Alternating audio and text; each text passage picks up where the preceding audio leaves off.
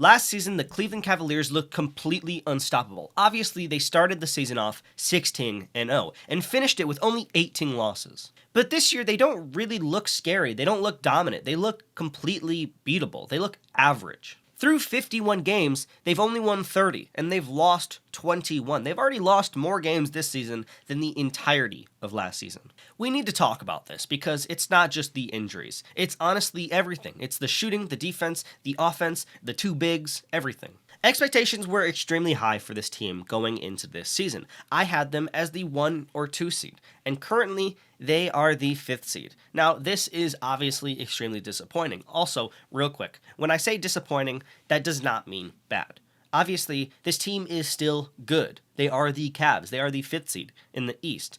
But that's disappointing. That's not good for them. They should be the 1 or 2 seed. This is a, honestly, bad season for them. They have so much talent on this roster. They have a young core that's basically just entering their prime. They got playoff experience last year, and they already seem to have a formula to win regular season games, and they're not really. They're competitive on a night-to-night basis, but sometimes when they lose, you could chalk it up to injuries, and I will talk about that. I don't want to say that that is the reason why they're not that good this season, because I think there's other reasons, but it's definitely a big issue. Key players have missed a ton of time. Max Strus has missed a ton of time. Garland has missed a ton of time, and a few other players as well. Obviously, the rotations are changing basically every single week, and that messes with players. That messes with their rhythm. That messes with the team's chemistry. Already, they were going into the season with kind of a new roster. They picked up Lonzo Ball. They lost Ty Jerome. They had DeAndre Hunter from a trade midseason last year. They just got rid of him, and they're going to have to deal with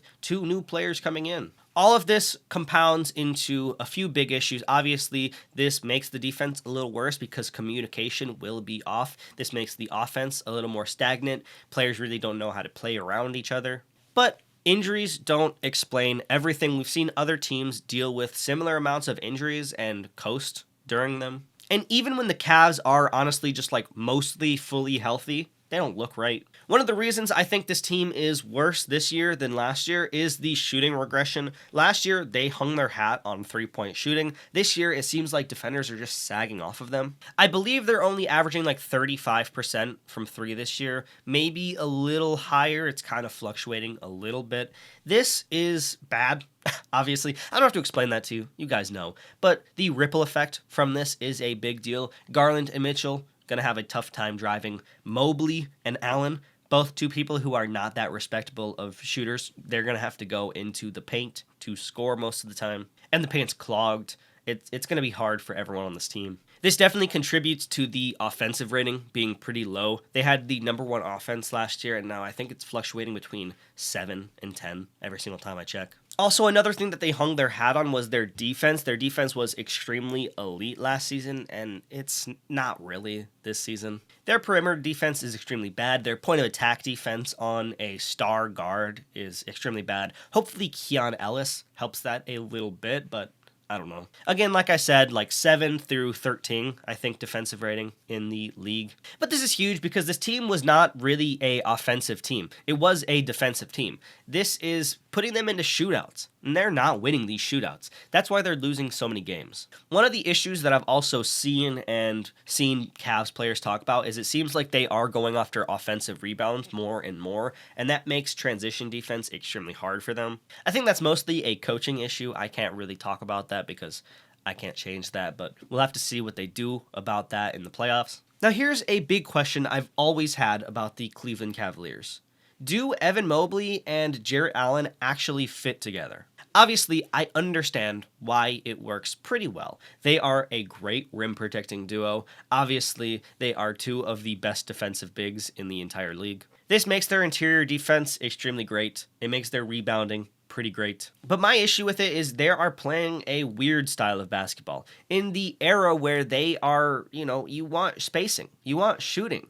There's 2 non-shooting bigs on the court. The paint is congested a lot of the time, and when the other players on this team are not really shooting that well, or they're kind of shooting streaky, there's nothing they can do. This is also a big deal because I think you can kind of hide this in the regular season a little bit, but when you get into playoff games, you can't really hide it. Both of these players are extremely talented, but I just don't really love the fit of them together. And, maybe they'll make a trade. I don't think they make a big move at this trade deadline. I think that if they do kind of flame out in the playoffs, they got to make some big change. They got to trade away one of those players.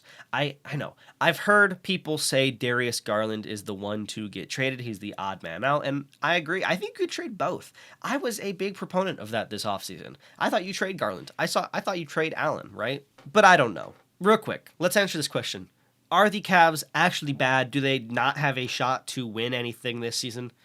I don't think so. I think they are good. I think they have a shot to make a deep run in the playoffs. They don't lack talent. They can win every single night. They're kind of like the Knicks in a weird way where they have a ton of talent on this roster. Sometimes it just does not click. This team is still extremely young. They have time. They're still extremely talented and dangerous at times. But this season, the playoff ceiling looks kind of lower than ever. I don't have a ton of faith in them. Maybe that's because we've seen them flame out of the playoffs the past 2 years. Maybe they'll prove me wrong. Honestly, I hope so. But there's a few things that I want to see them change going forward. Obviously, injury luck. I can't really say, get less injured, but I hope their injury luck gets a little bit better. I hope they get a little more healthy. I definitely think that if you were going to make another trade before the deadline, you got to pick up some more shooting. I think Dennis Schroeder will add a lot to this team. I think that the addition of him is going understated. The defensive identity needs to come back. This team is a defensive team that kind of just got lucky last season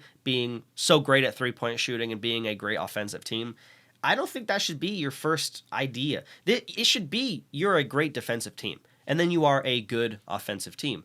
But your defense should carry you. At least I think that if you are going to have two defensive bigs, that's how it should be. But other than that, again, we'll see. Maybe there's going to be some tough decisions that have to be made. Should we trade away Garland? Should we trade away one of the bigs? Probably Jared Allen. This team should have been the favorite to come out of the East this year, and they're just not really. And that's extremely scary if you are a Cavs fan. So ultimately, the Cavs have kind of just plateaued. I really want to see them succeed this season. I'm rooting for them. I don't mean for this video to come off as me hating on them, obviously. I really like this team. I want to see them succeed. And it's honestly it's made me sad to see them lose on a night-to-night basis. So I'm excited to see what they do, if they make any other big trades. We'll see. I don't really know what they can do. I'm hearing that Max Strus is on the market a little bit. That would be a very interesting trade. We'll see if anyone else gets moved. Hopefully they can make this team a little bit better come playoff time. So as always, thank you for watching. Hopefully we have a very busy week ahead of us. I work all day tomorrow, so if there's any trades tomorrow, I won't be able to cover them. So hopefully all of them happen on Wednesday, and I'm really excited to see. Thanks for watching, and peace out.